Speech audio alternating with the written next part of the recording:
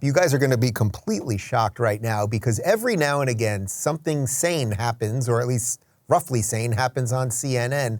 And Van Jones, who is sometimes sane, sometimes completely insane, I think he sort of said something sane here related to all of this. I mean, I'm throwing this up to the panel. Does this hurt the other cases right now being pursued? I worry. I mean, look, if this is the only pebble that gets thrown at Donald Trump, it's a very small pebble. If it's the first pebble in an avalanche of other indictments that strike more to the heart of, I think, people's core concern about Donald Trump, which is his threat to democracy. So if this is the first pebble, the next one is about the election interference in Georgia. The next one is about the coup, the insurrection, January 6th. The next one's about him hoarding these documents and why. Then it begins to fit. But if this is the only pebble, it's not much of a pebble, and I do think the backlash against this pebble might cow other people who might otherwise have been courageous enough to step forward. I was going to say two observations. First, to Alyssa's point, today, this morning we saw he had an away game in a very unfriendly stadium, right? Tonight he's got a home game in front of a home crowd who are riled up. It's like a homecoming. He'll be jubilant. I should qualify my own remarks. Sometimes Van Jones says something sane, but he also is saying insane things at the same time. The core concern that most people have is Donald Trump's threat to democracy. I mean, I think half the country right now thinks the other side is a threat to democracy. Let's just put that out there.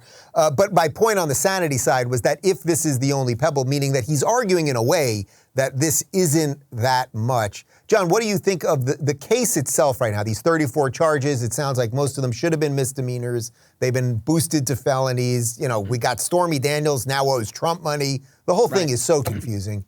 Well, let me tell you what the biggest problem is with this case. First of all, the case is a big nothing, right? I don't see how this ever survives an appeal on the statute of limitations issue alone. But here's how preposterous the 34 counts are. They've charged 34 counts on the same payout because it was done in installments. So when I worked in a robbery interdiction unit, this is equivalent to me arresting someone for armed robbery. They walk into a bodega in Queens, Jeff, and they stick a gun in the clerk's face and they get $100 out of the register. But instead of me charging one count of robbery in the first degree, because the clerk counted out 10 $10 bills for the $100, I charged 10 counts of robbery. The DA would laugh at me and knock it down to one count for $100. So that alone is preposterous, and I'll go as far as to say unprecedented.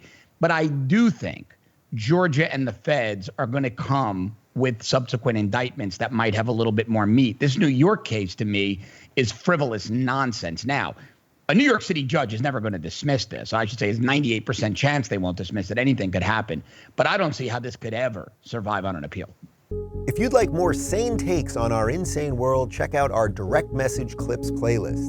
And if you want to watch more full episodes of our live roundtables, watch our roundtables playlist. They're both right over here.